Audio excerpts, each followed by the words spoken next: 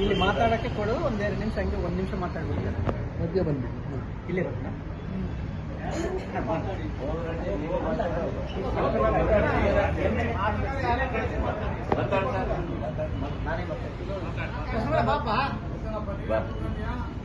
Hello sir, ನಮಸ್ಕಾರಗಳು.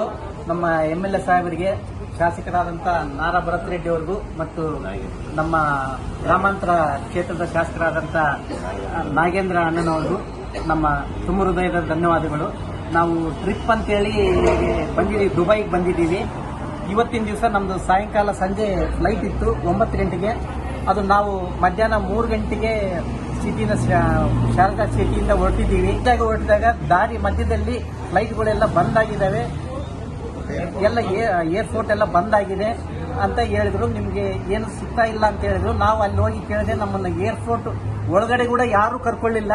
ಅವ್ರನ್ನ ಕೇಳಿದ್ರೆ, ನೀವು ಇಷ್ಟು ಮುಂಚೆ ಒಳಗಡೆ ಬಂದಿದ್ರೆ ಮಾತ್ರ ಕರ್ಕೊಂತಿದ್ವಿ, ನೀವು ಇವಾಗ ಬಂದಿರೋದ್ರಿಂದ ನಮ್ಗೇನು ಸಂಬಂಧ ಇಲ್ಲ, ನೀವು ಏನ್ ಮಾಡ್ಕೊಂತೀರೋ ನಿಮ್ಮ ಇಷ್ಟ ಅಂತ ಹೇಳ್ತಿದ್ದಾರೆ.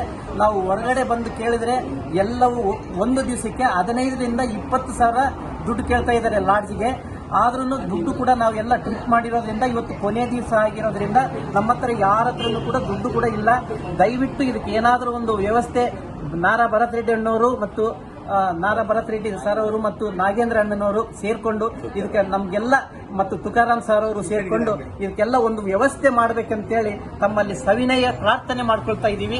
ಇಷ್ಟು ಜನ 50 ಜನ ಬಂದಿದ್ದೀವಿ ನಾವು. ಇದಕ್ಕೆಲ್ಲ ಏನಾದರೂ ಒಂದು ವ್ಯವಸ್ಥೆ, ನಾಳೆಗೆ ನಮಗೆ ತುಂಬಾ ಕಷ್ಟ ಆಗ್ತಾ ಇದೆ, ನಾಳೆಗೆಲ್ಲ ಯಾವುದಾದ್ರೂ ಒಂದು ವ್ಯವಸ್ಥೆ ಮಾಡಬೇಕೆಂದು ತಮ್ಮಲ್ಲಿ ವಿನಂತಿಸಿಕೊಳ್ತೀವಿ. ನಾಗೇಂದ್ರ ಸಾಹೇಬರಿಗೆ ನಮಸ್ಕಾರ ಮತ್ತು ನಾರಾ ಭರತ್ ರೆಡ್ಡಿಗೆ ನಮಸ್ಕಾರಗಳು.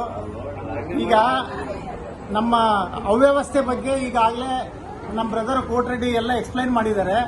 ಈಗ ನಾವು ಇನ್ನೊಂದು ಅದಕ್ಕೆ ಆ್ಯಡ್ ಮಾಡೋದು ಏನಪ್ಪಾ ಅಂದ್ರೆ, ಇದರಲ್ಲಿ ತುಂಬಾ ಜನ ವಯಸ್ಸಾದವರು ಬಂದಿದ್ದಾರೆ. ನಾವೆಲ್ಲ 70 ಎಬೋ 80 ಎಬೋನವರು 4-5 ಜನ ಇದ್ದಾರೆ. ತುಂಬಾ ಕಷ್ಟ ಆಗಿದೆ. ಆಮೇಲೆ ಎಲ್ಲರ ಹತ್ರ ದುಡ್ಡೆಲ್ಲ ಖಾಲಿ ಆಗಿದೆ. ಹಾಗಾಗಿ ನಮಗೆ ರೂಮ್ಗಳು ಸಿಗ್ತಾ ಇಲ್ಲ. ಈಗ ಏನೋ ವ್ಯವಸ್ಥೆ ಮಾಡಿ ಈಗ ನಾವು ಪ್ಲಾಟ್ಫಾರ್ಮ್ನಲ್ಲೆಲ್ಲ ನಿಂತ್ಬಿಟ್ಟಿದ್ದೀವಿ.